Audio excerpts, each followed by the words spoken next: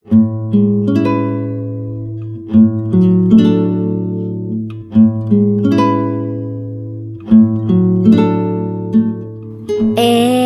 now, it's time for DJ Raqi's Secret Files. Nagsisimula pa lang akong bumawi sa lahat ng kasalanan at pagkukulang ko. Pero bigla naman siyang kinuha. Hi DJ Raqi. Good afternoon sa lahat ng tagapakinig mo. Itago mo na lang ako sa pangalang Iyah. I'm just 18 years old and I'm gonna share my life experience with my lolo. My lolo, my bravest and strongest lolo. Siya ang pinakamalakas na lolo sa lahat ng nakilala ko. This is my secret file.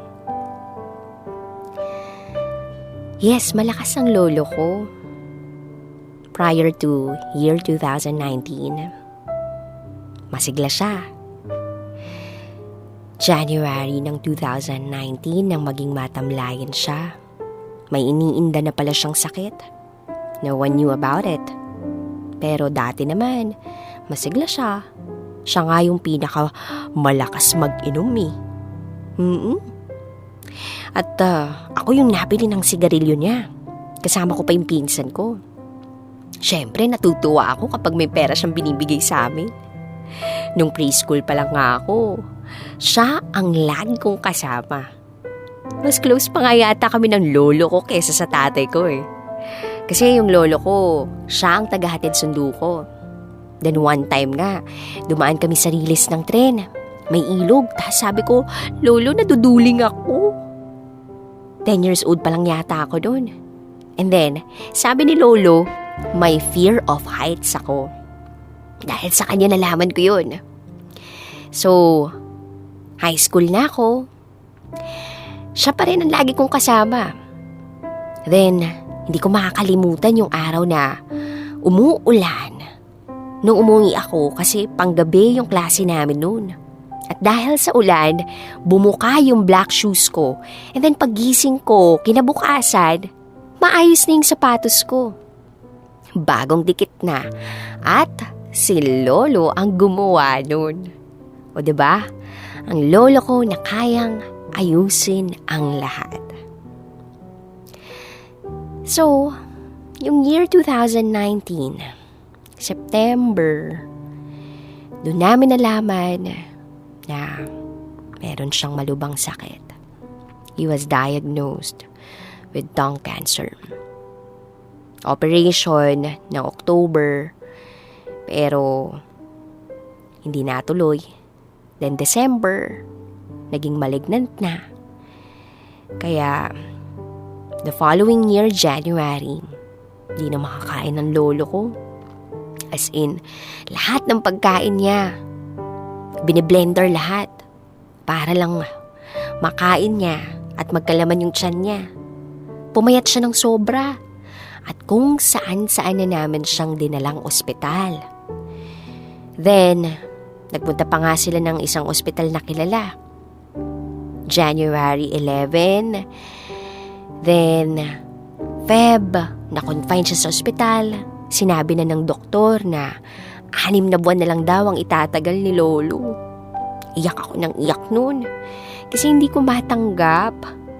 Then, tumunto ang April 20 to be exact, birthday ng tito ko. Hindi namin inaasahan na yung araw ng selebrasyon na yun, yung pa yung araw na kukunin ni Lord ang lolo ko. Talagang sa harap ko pa, at ng ate ko, pati ng isa ko pang tita. Kaya grabe na lamang ang pag-iyak ko dahil doon. Kasi nakikita ko nga pero parang ayaw tanggapin ng utak ko yun kasi ang sakit Ngayon ko lang naisip na sobrang halaga pala talaga niya. Medyo late ko nga lang talaga na-realize yun. Sabi ko pa nga sa sarili ko, bakit ngayon pa? Nagsisimula pa lang akong bumawi sa lahat ng kasalanan at pagkukulang ko. Then God took him away from us. Noong unang lamay niya, syempre nakaupo ako sa tabi ng kabaong ng lolo ko. Wala akong magawa kundi umiyak. Kasi hindi ko siya kayang tingnan. Kasi parang nakikita ko, hirap na siya. Then madaling araw noon, nagkwentuhan ng mga tita ko. And then they said na sa lahat ng mga apo ni lolo, sa akin daw siya pinakanaawa. Pagkasabi noon, wala na akong nagawa. Napahagulgol na lang ako sa iyak. Sa isang sulok, paulit-ulit sa utak ko yung memories ko with lolo. Simula nung pagkabata ako, na lagi ako nakasakay sa bike niya para pupunta kami ng bukid na sinasaka niya. Tapos, pagsakay namin sa trolley, ayun, ang saya lang noon. Kasi yung lolo ko, ayaw sumakay ng jeep eh. Tapos sabi niya, mas gugustuhin niya na lang maglakad kaysa sumakay doon. Naalala ko pa nung bata ako, siya lang ang nagpapainom sa akin ng gamot. Kasi laging wala ang papa ko sa amin. And then I remember, iwas na iwas ang lolo ko na mapalo kami ng ate ko. Then one time, nagloko ako sa school as in bumagsak ako sa consecutive subjects ko. Pero isa lang yung sinabi niya, mag-aral ka ng mabuti dahil yan na lang ang maibibigay namin sa'yo. Kung ama mo ang aasahan mo, malabo ka. Sobra akong nalungkot na isipin na yun na pala yung huling paalala niya sa akin. Na alam ko, habang buhay kong isa sa buhay ang katagang yun. At hindi ko malilimutan yung mga iba pa niyang sinabi tungkol sa edukasyon. Edukasyon na lang ang meron ka, kaya pag-igihan mo.